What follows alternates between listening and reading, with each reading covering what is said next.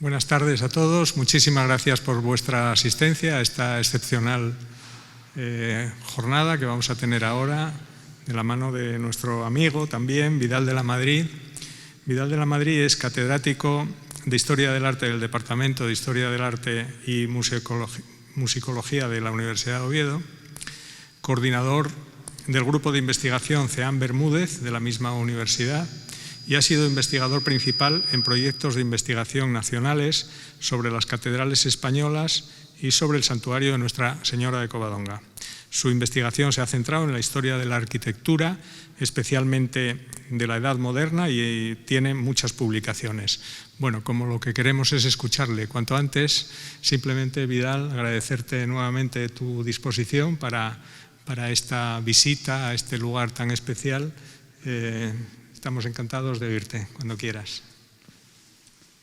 Muchas gracias. Quiero empezar agradeciendo a la Asociación de Amigos del Museo de Bellas Artes y especialmente a su director, Alfonso Martínez, por haberme invitado a poder hablar con mis amigos, que son todos ustedes, y agradecer también al deán de la catedral, a don Benito, y al Cabildo Catedralicio, que nos hayan permitido desarrollar esta jornada aquí hoy, en este marco, que es lo que nos va a interesar sobre todo, y que se puede comprender mucho mejor en este lugar, que con una serie de imágenes que pueden ser más o menos interesantes, pero que no dan realmente la medida del lugar donde nos encontramos, ¿no?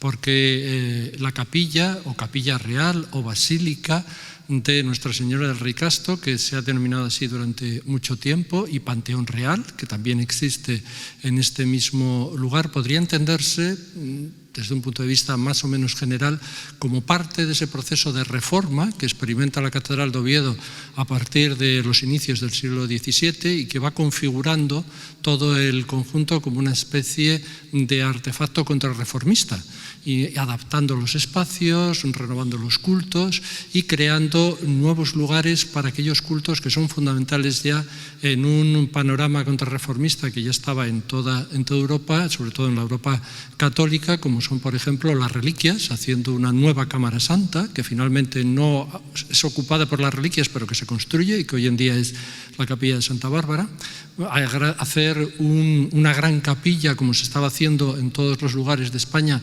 para el santo patrón, en este caso la santa patrona, que es Santa Eulalia, o hacer esta reforma. Pero aunque pudiéramos comprenderlo así, como un proceso de reforma de la catedral, esta capilla y el proceso que lleva a la erección de esta capilla es algo mucho más complejo. Tiene unos significados que van mucho más allá de la obra arquitectónica o incluso del planteamiento religioso, y es lo que intentaremos desentrañar ahora, ¿no? Intentaremos explicar un poquito todos esos aspectos naturalmente religiosos y artísticos, pero también de carácter político, histórico, que están en la base también de la concepción de este lugar. Y para ello vamos al principio, es decir, ¿qué es lo que había aquí antes? Antes, en este lugar, había una iglesia con la misma denominación y la misma advocación, una iglesia que construyó, que fundó Alfonso II el Casto, el rey asturiano. Por lo tanto nos remontamos hasta el siglo IX, y esta iglesia, que se concibió como santuario de la Virgen, inmediatamente, poco después de ser construida, también fue concebida como panteón. Se hizo una reforma para hacer un panteón, de tal forma que esta iglesia tiene que ser concebida en origen como parte de ese programa reformador, ese programa político-religioso que desarrolló Alfonso II en Oviedo para dar a la ciudad los instrumentos, las herramientas necesarias para convertirla en una corte y darle, por lo tanto, una cierta identidad al reino con su propia corte. De ahí la importancia de lo que hace en ese momento Alfonso II, ¿no? Que reconstruye la catedral, que había sido destruida después de la fundación de Fruela, construye este santuario de la Virgen con su panteón real, construye también San Tirso y San Julián, ¿no? Una serie además de otro tipo de construcciones, palacios y demás, que también figuran en las crónicas. Y en las crónicas también figura en la albeldense una frase que ha dado mucho que hablar y que ha permitido muchas interpretaciones, que es aquella que nos habla de la recuperación de lo visigodo. Cuando dice que Alfonso II recuperó, restauró, mejor dicho, en Oviedo, tanto en la iglesia como en el palacio, el orden gótico. El orden gótico como había sido en Toledo. Y eso significa, probablemente ya todos los autores están de acuerdo, que quizás no sea algo que emana directamente de Alfonso II, sino que es una interpretación que se hace por Alfonso III ya en la época de las crónicas, esto figura en la crónica albeldense, y que es una interpretación que intenta que el reino asturiano tenga una continuidad histórica, una continuidad con el reino visigodo y, por lo tanto, la recuperación de algo perdido, algo que va a estar a lo largo de toda la Edad Media en muchos escritos, como este reino asturiano lo que hace es reproducir algo perdido, recuperar algo perdido, ¿no? Y eso da también para muchas cosas. Por lo tanto, en toda esa idea de recuperación, en esa idea político-religiosa de construir una corte, se instala este santuario, un santuario mariano de la Virgen, y ya podemos decir a partir de ahora que es una Virgen de las Batallas, porque así se la denomina, una Virgen de las Batallas de la misma forma que lo es la de Covadonga.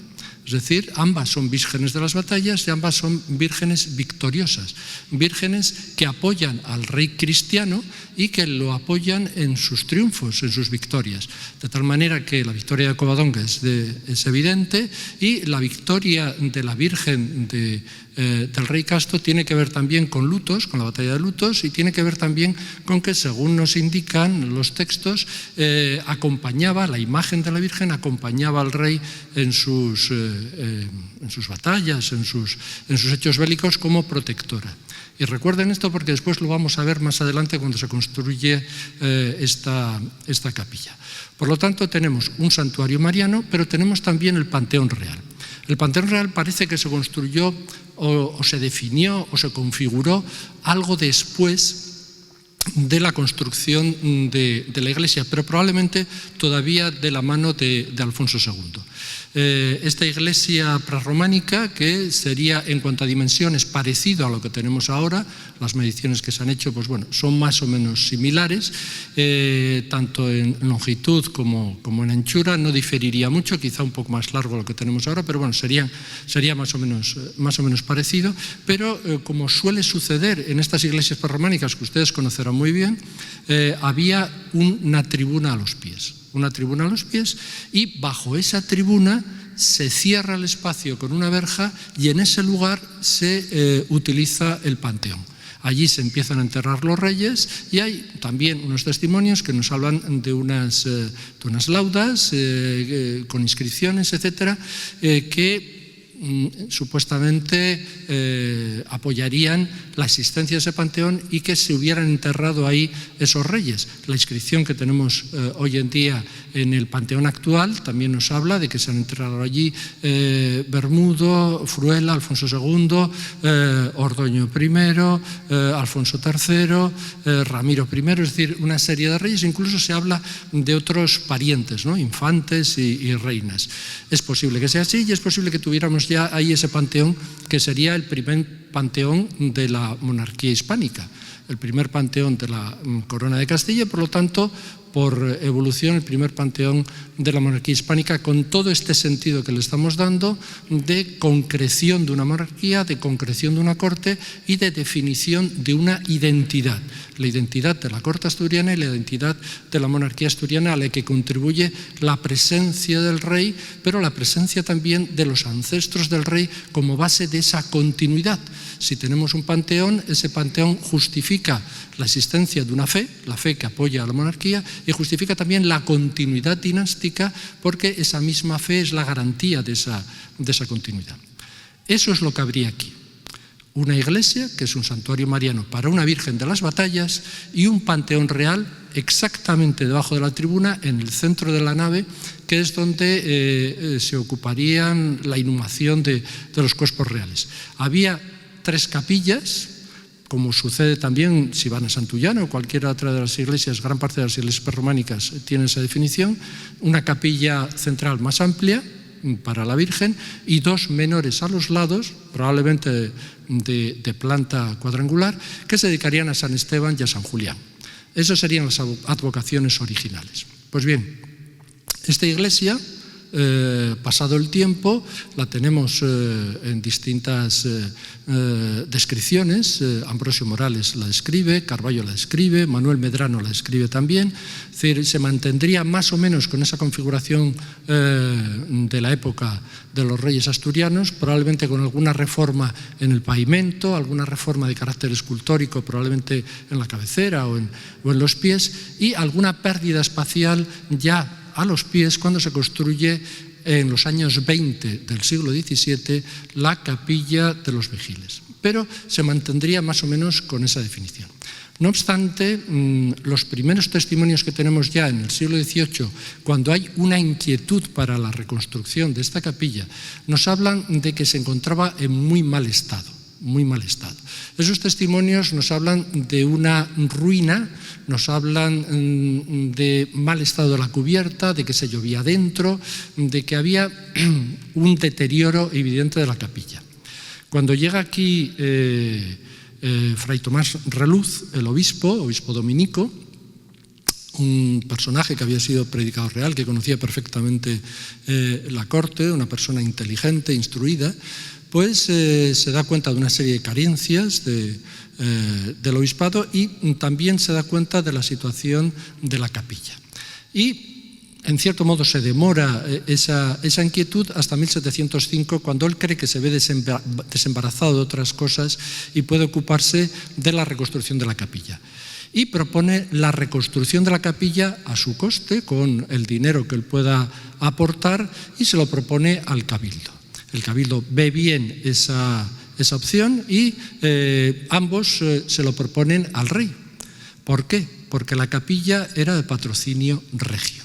Y ahí es donde aparece esa otra faceta que nos interesa en estos momentos, que es la faceta política, la faceta histórica. ¿Qué está sucediendo entonces en 1705 en España? Pues bien, desde 1701 hay una guerra, la Guerra de Sucesión. Recuerden que tras la muerte de Carlos II accede al trono Felipe V. Felipe V es el nieto de Luis XIV, el rey francés, era el segundo hijo del delfín de Francia, y accede al trono gracias al testamento de Carlos II, que es un documento que tuvo muchos conflictos para su elaboración por las distintas tensiones que se desarrollaron en la corte entre aquellos que deseaban que la sucesión pasase a este personaje, a Felipe d'Anjou, y aquellos otros que deseaban que se mantuviese la monarquía, la corona, todavía en manos de la familia Habsburgo. En este caso, al archiduque Carlos, que era el aspirante.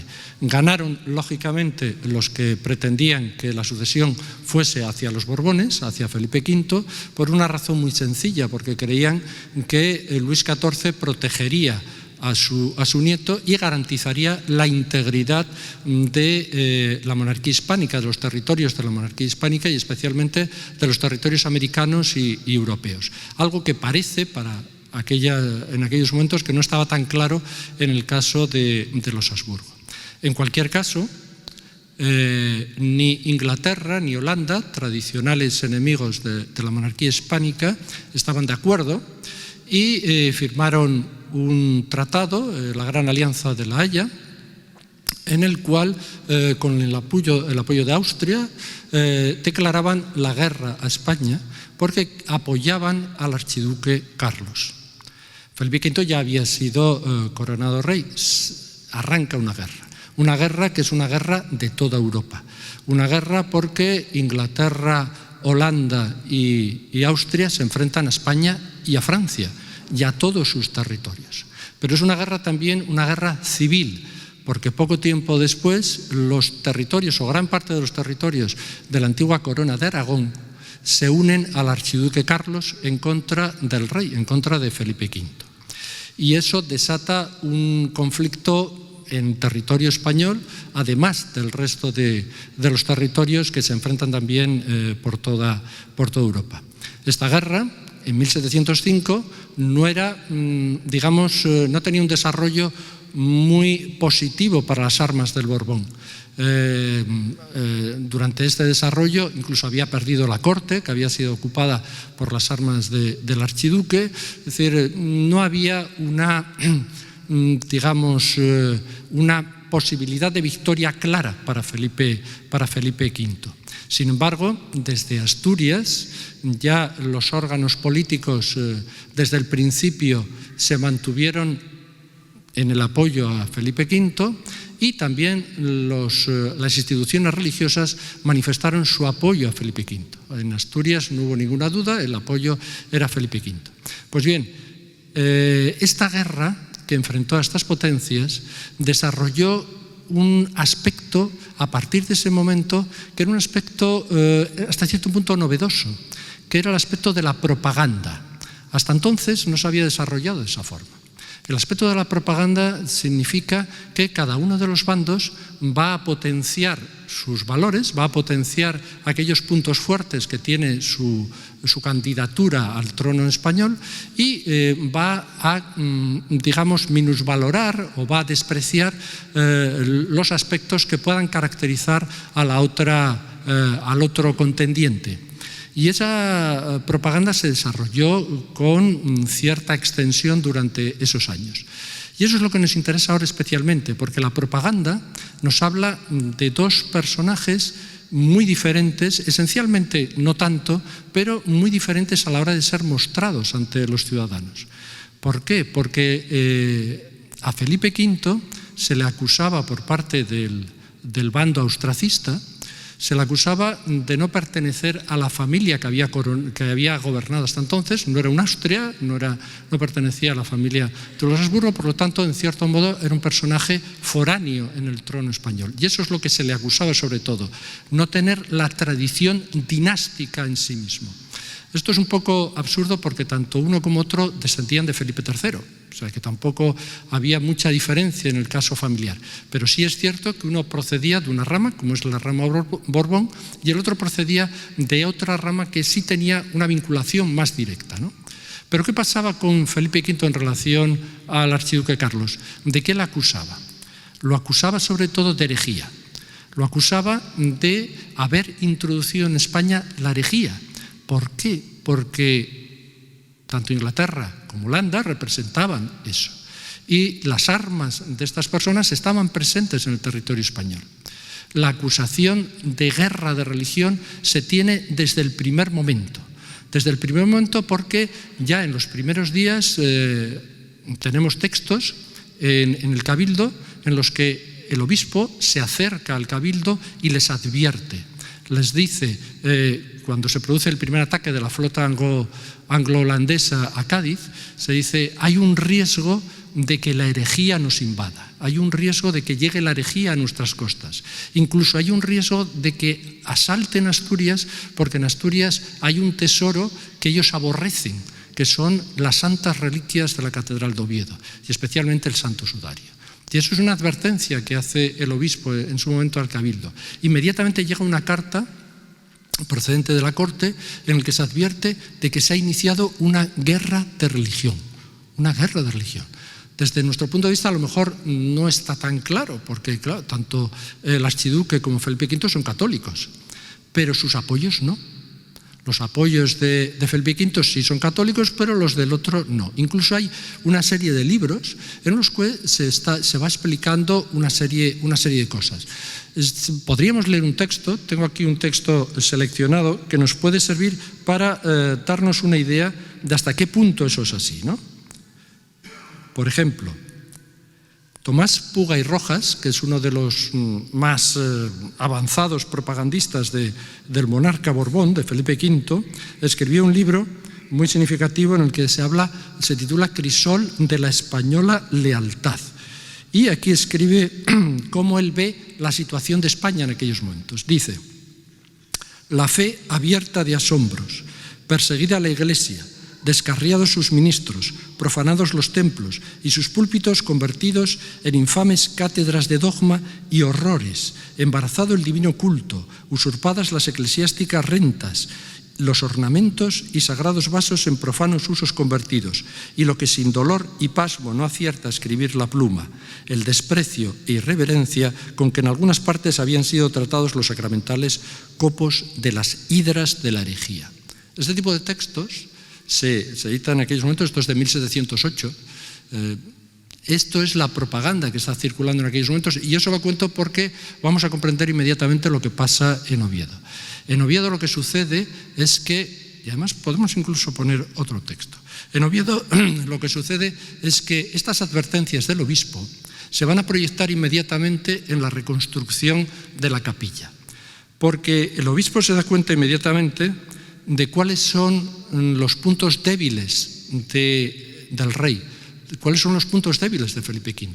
Se le acusa de no tener trayectoria monárquica, de no tener arraigo en la corona hispánica, y se le acusa también de ese tipo de aspectos católicos que ellos no reconocen en los otros. Por lo tanto, hay una guerra de religión y hay que potenciar ambas cosas. Este lugar es ideal para ello.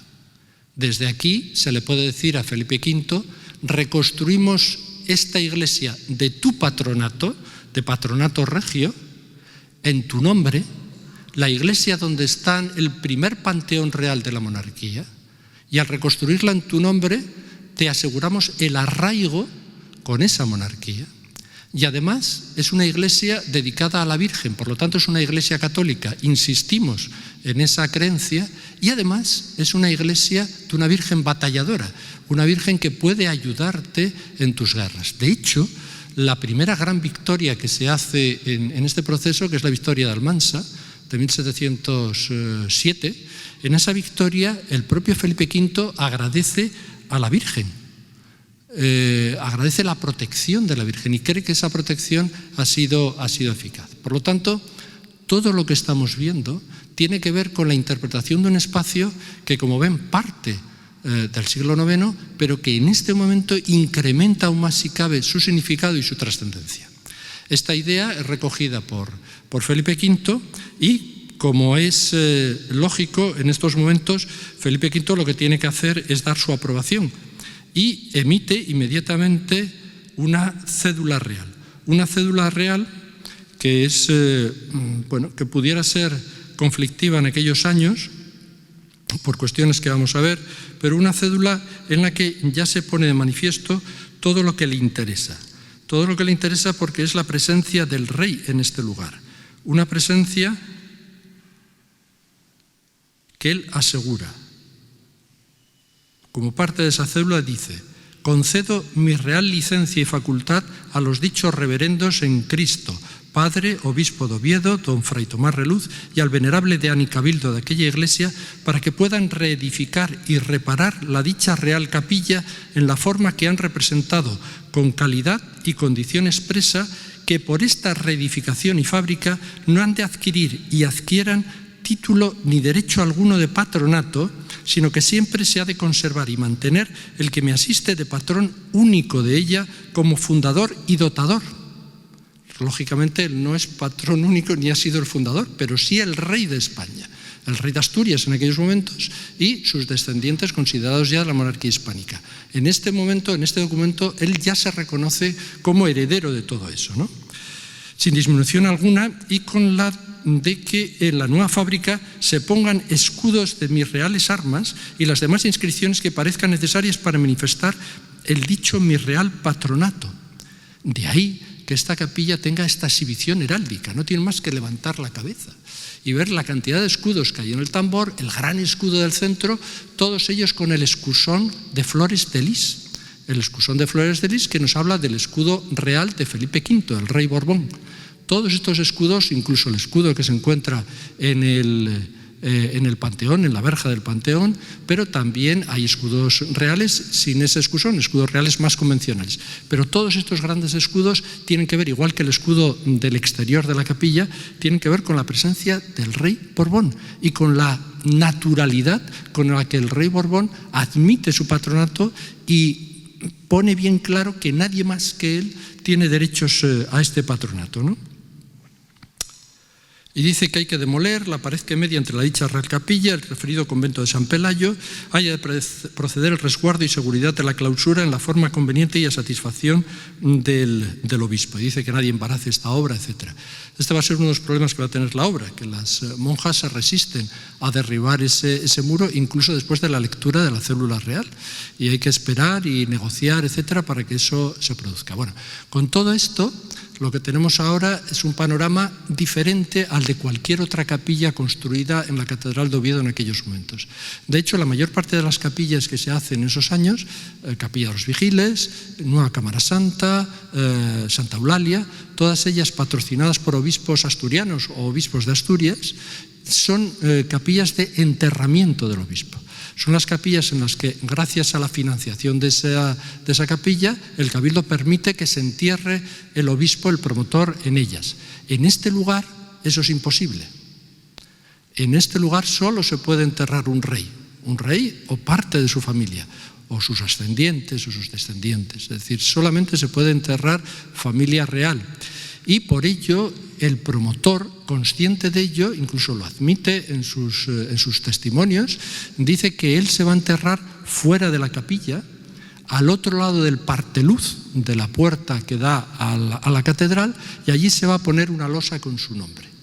No conservamos la losa, probablemente esté debajo del pavimento, porque el pavimento se reforma, la reforma Ceruelo, el obispo Ceruelo, en el siglo XIX, y allí sí que tenemos una inscripción que nos habla del obispo Reluz.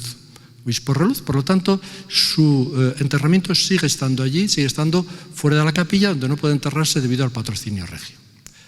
Todo ya configurado, el obispo echa a andar el proyecto. Llama a Bernabé de Azas, que es un arquitecto que era entonces maestro de Burgos, de la Catedral de Burgos, y maestro trasmerano, como muchos otros que hay por entonces en Asturias, y le encarga la construcción de esta capilla. No sabemos si es suyo o no el proyecto. Yo creo que no. En el documento no se dice que sea suyo, tampoco se dice que él firme, tenemos el contrato. De las pocas veces que tenemos un contrato bastante bueno y bastante definido. Y no se dice en ningún momento que él haya firmado las plantas, ni tampoco que las haya puesto, ni que se le hayan encargado, ni que haya cobrado por ellas. Y lo que sí se dice es que se le entregan las plantas.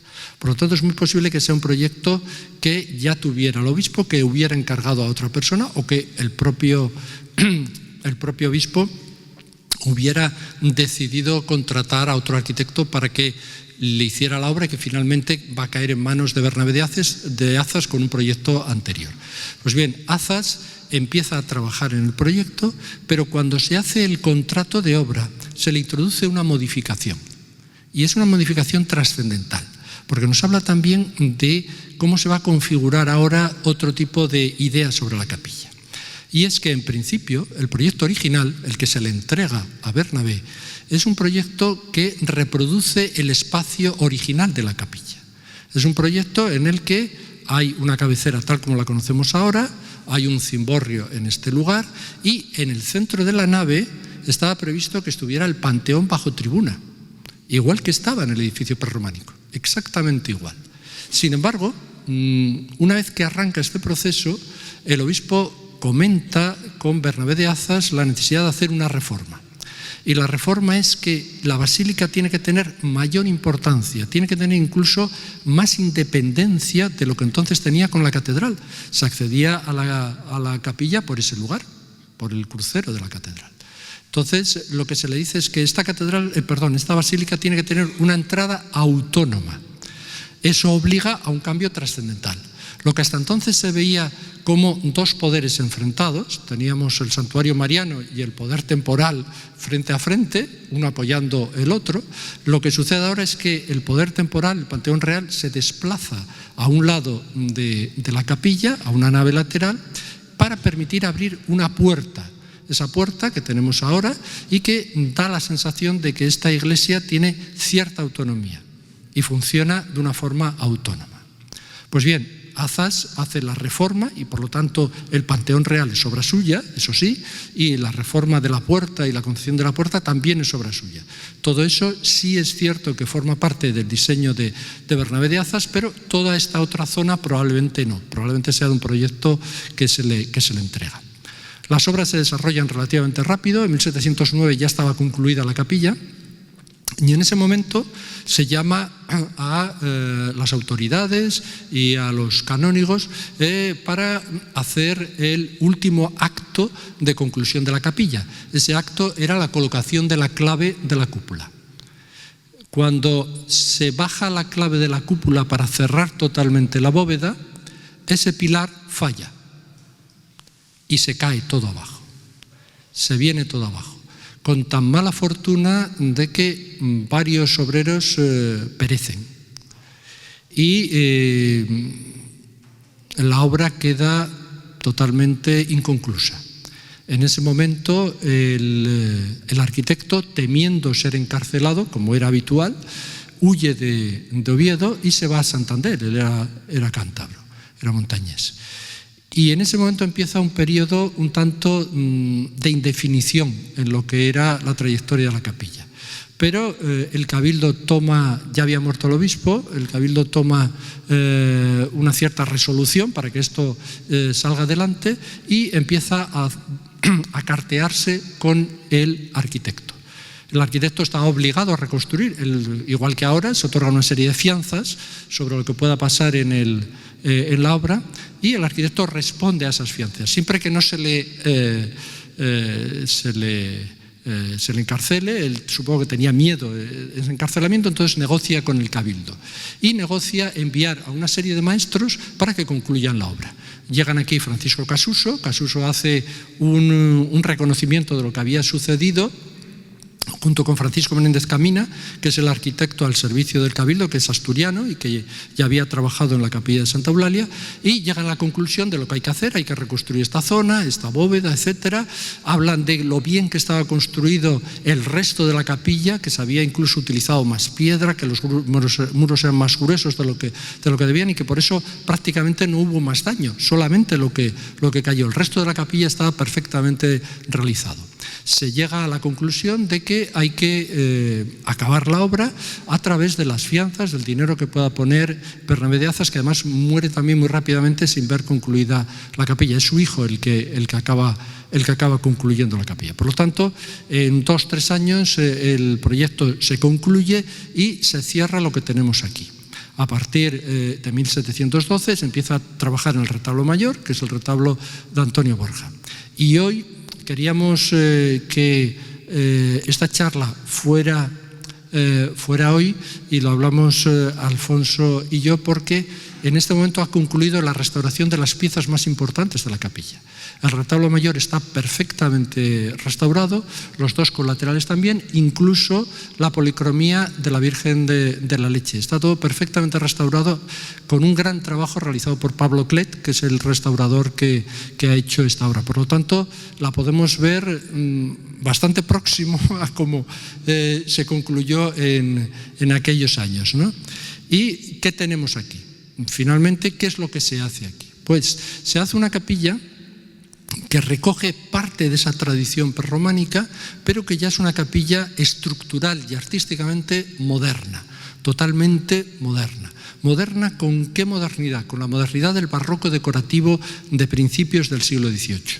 Es una capilla de vanguardia, en la línea de lo que se estaba haciendo entonces en toda España. Y es una capilla que hoy en día puede ser incluso relacionable con otras cosas que se hacen después. Hoy sabemos que, por ejemplo, en 1719 se está haciendo el Lignum Crucis de Santo Toribio de Liébana, que tiene una estructura muy similar y que, por lo tanto, quizá mirase hacia aquí. Pues bien, esta capilla se concibe con una sucesión de espacios integrados, porque todos esos significados que hemos ido comentando tienen que reflejarse artística y arquitectónicamente. El primer espacio es el camarín, el santuario de la Virgen. Hay que hacer un santuario de la Virgen cerrado por verja, porque es una iglesia dedicada a la Virgen, y es una Virgen muy importante porque la Virgen del Rey Casto es la Virgen de las batallas. Por lo tanto, se hace ese espacio. Y ese espacio se cubre con una bóveda especial, que es una bóveda elipsoidal, una especie de cúpula elipsoidal, y esa bóveda se dice que se inspire en la que se había realizado por el obispo Paredes en la nueva Cámara Santa.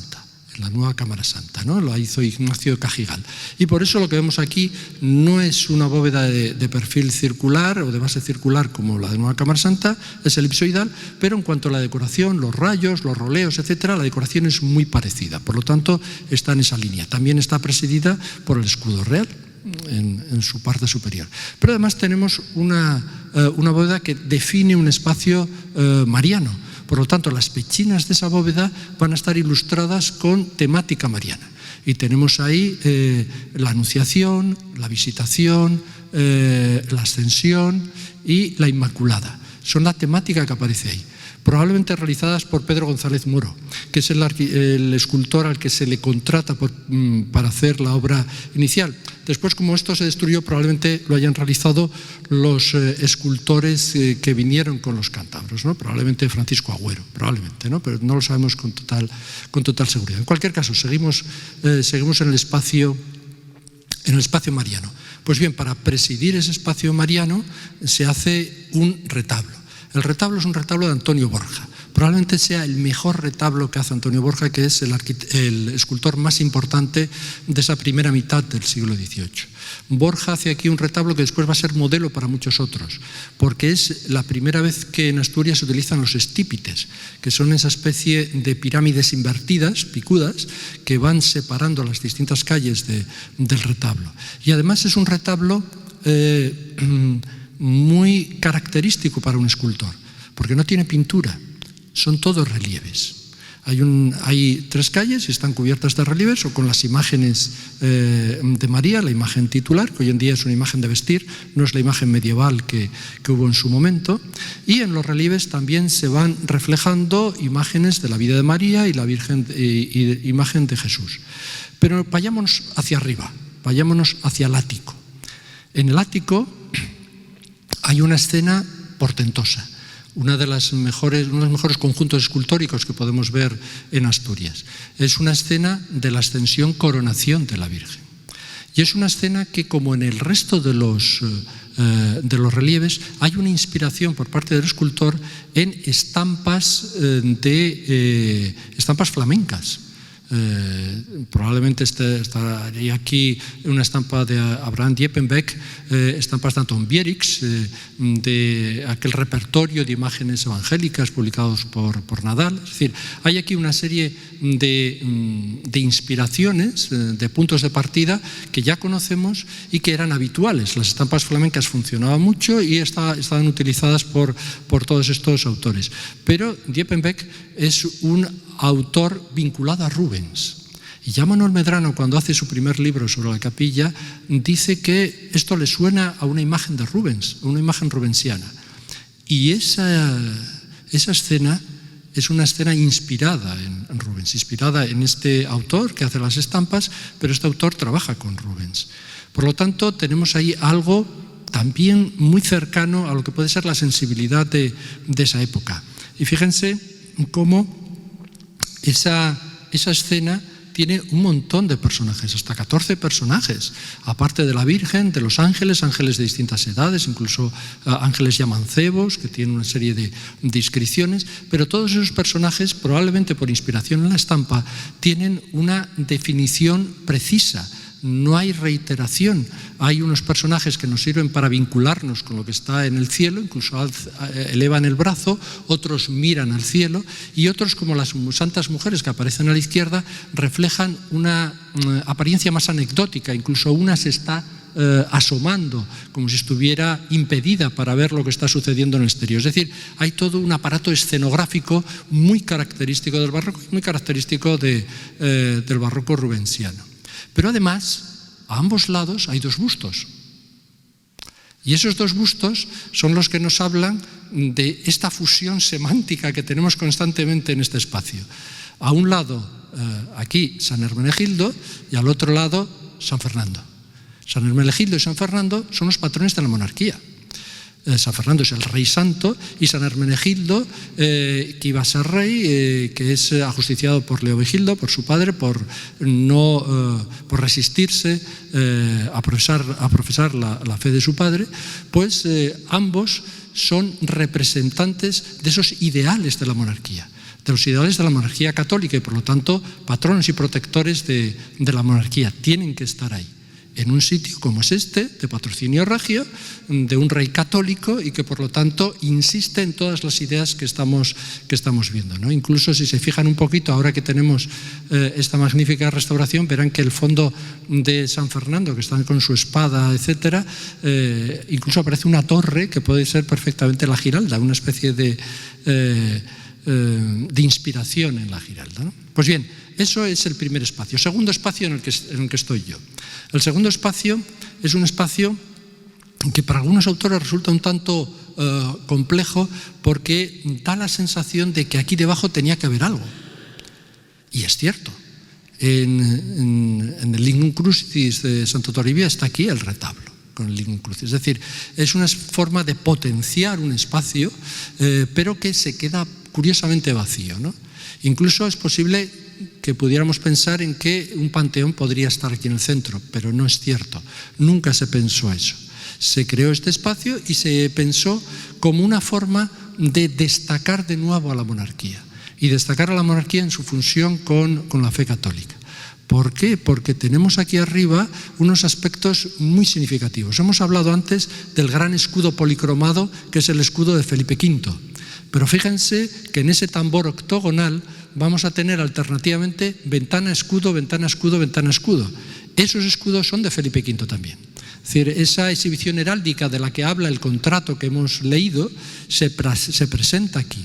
Pero si seguimos bajando la vista, esta gran estructura del cimborrio está soportada por 4 trompas apechinadas, que son estas estructuras rectangulares que aparecen aquí en las esquinas entre los arcos y que están figuradas. Y están figuradas por imágenes de los reyes de la monarquía asturiana, supuestamente enterrados en el panteón. Esas imágenes de los reyes son Ordoño I, Alfonso II, Alfonso III y Ramiro I. Se supone que son los 4 reyes más importantes de la monarquía, incluyendo Alfonso II, que era el que había construido la capilla primitiva. ¿Por qué están ahí? En la mayor parte de las construcciones religiosas que tienen una cúpula sobre pechinas o una bóveda sobre pechinas, esos espacios están ocupados por los evangelistas. ¿Por qué los evangelistas? Porque son el fundamento de la fe. Ellos son los que fundamentan la fe católica, los que dan los textos necesarios para el dogma católico. Y no tenemos que ir muy lejos para verlo. En la Nueva Cámara Santa, la capilla de Santa Bárbara, sucede así. La bóveda está soportada por una serie de pechinas donde aparecen las imágenes de los evangelistas. En el Lignum Crucis, que es una estructura similar a esta, tenemos las imágenes de los evangelistas. ¿Por qué aparecen los reyes? Porque son el soporte del rey Felipe V. Son el soporte de la monarquía, son el soporte de la corona. Sobre ellos están los escudos de la realeza y además están enterrados allí.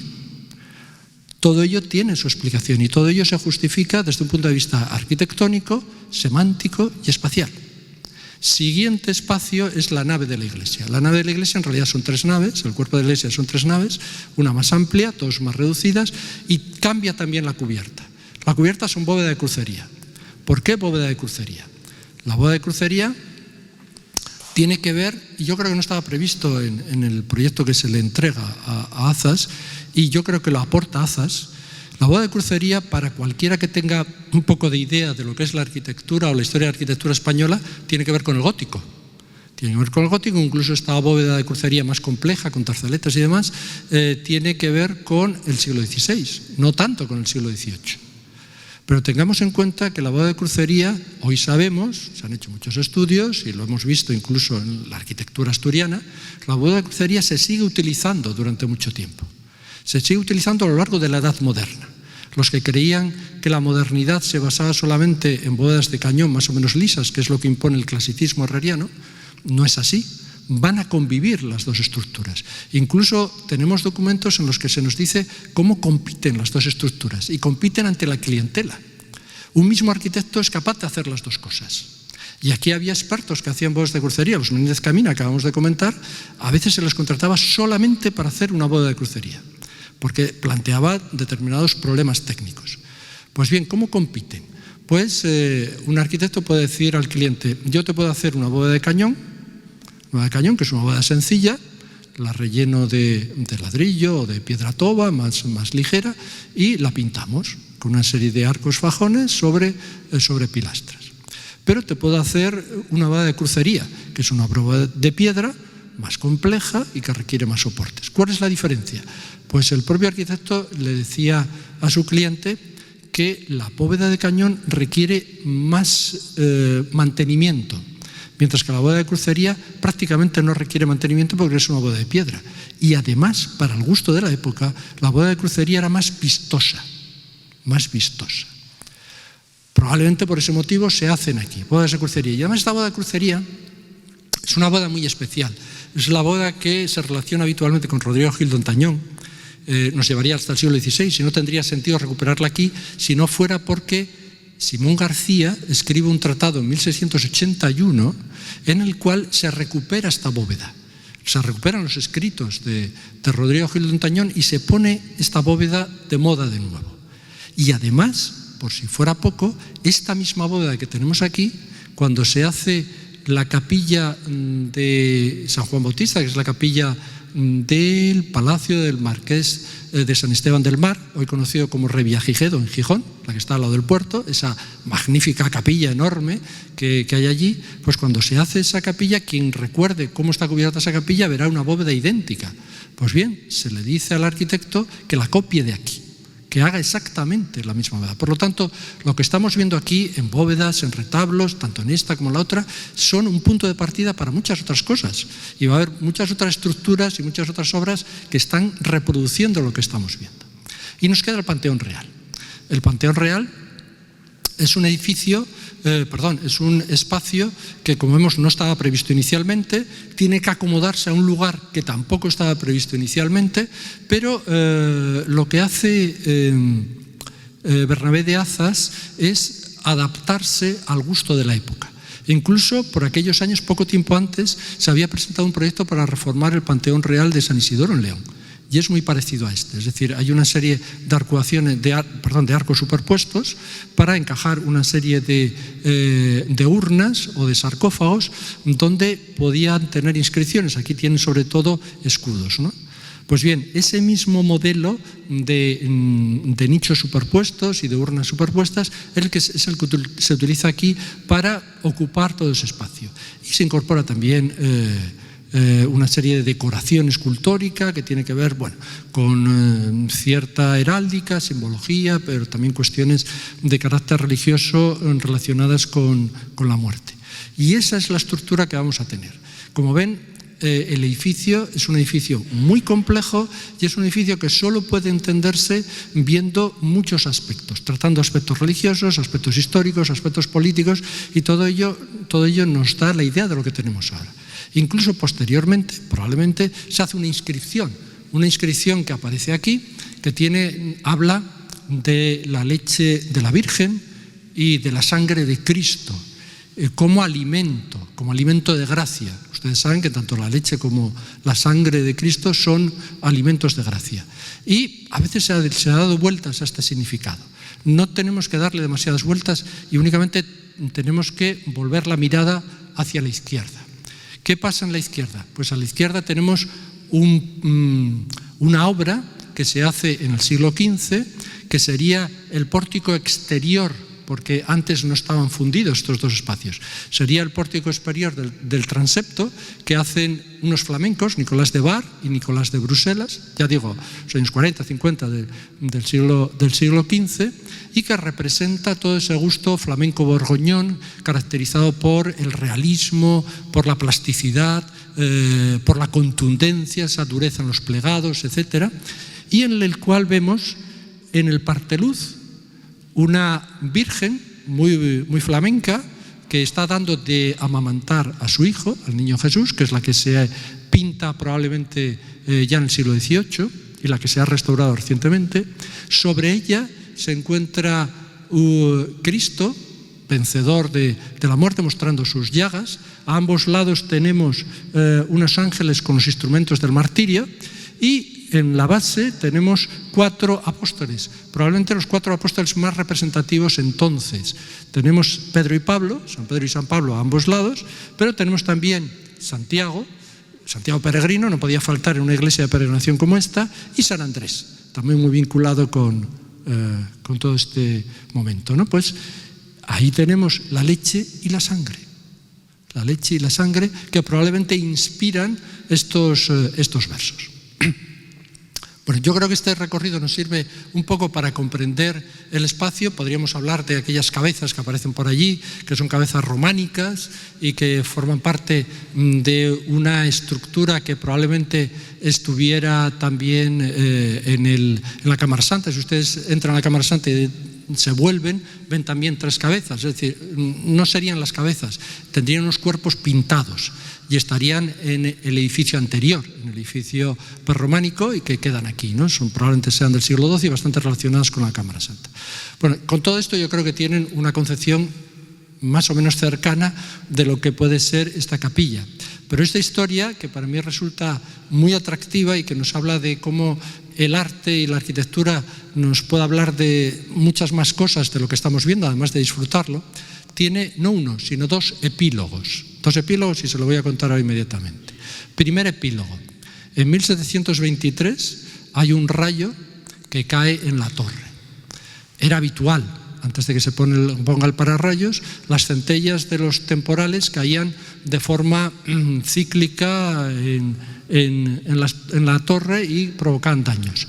Pero el daño que sucede en 1723 es el mayor de la historia. Es una destrucción casi total de la torre. Se destruye la flecha, se destruyen pináculos, se hace una grieta de arriba abajo, las descripciones son realmente asombrosas, se daña también la Cámara Santa, la nueva Cámara Santa, la Capilla de Santa Bárbara, se daña el pórtico, es decir, se hace un daño enorme. Se llama a un arquitecto, Francisco de la Riva, para que revise y presupueste lo que hay que hacer. Claro, el presupuesto que hace Francisco de la Riva es un presupuesto extraordinario, fabuloso entonces. Para reconstruir eso se necesitarían 60.000 ducados. 60.000 ducados, para que se hagan una idea, hacer un gran palacio de estos que hay por Oviedo, el Palacio del Arde o Camposarado, cualquiera de estos, pues en aquella época podía costar entre 35 y 40.000 ducados. Es decir, podíamos hacer casi 2 palacios como esos, ¿no? Pues bien, el cabildo, siempre el cabildo de Oviedo, no se distinguía por sus recursos, por tener muchos recursos, ¿no? Por su generosidad con los recursos. Por lo tanto, lo que hace es llamar al rey, pedir ayuda al rey. Todavía era Felipe V. El rey atiende esa petición y en 1726, yo no sé si por agradecimiento o porque lo veía justo, en 1726 concede al cabildo algo extraño, que es un real en fanega de sal. El arbitrio de un real en fanega de sal es un impuesto que se ponía sobre la sal. Tengan ustedes en cuenta que la sal entonces se consumía muchísimo. Si quería uno obtener beneficios, se ponían impuestos sobre la sal, igual que ahora con el petróleo. Ustedes ya saben que si uno quiere obtener beneficios rápidamente hay que poner impuesto en el petróleo porque es lo que más se consume, ¿no? Pues entonces se puso un impuesto sobre la sal, un arbitrio un real en fanega de sal. Y ese arbitrio que se pone sobre la sal permitió al cabildo reconstruir, porque era por 6 años, permitía reconstruir toda la torre. Pero a los 6 años volvieron a llamar a Felipe V y le dijeron: hay una serie de cosas que hay que hacer en la catedral, ¿por qué no prolongamos el arbitrio? Bien, prolongamos el arbitrio. A los otros 6 años todavía no hemos otros 6 años. Es decir, se prolongó hasta 24 o 25 años, hasta 1750 el arbitrio.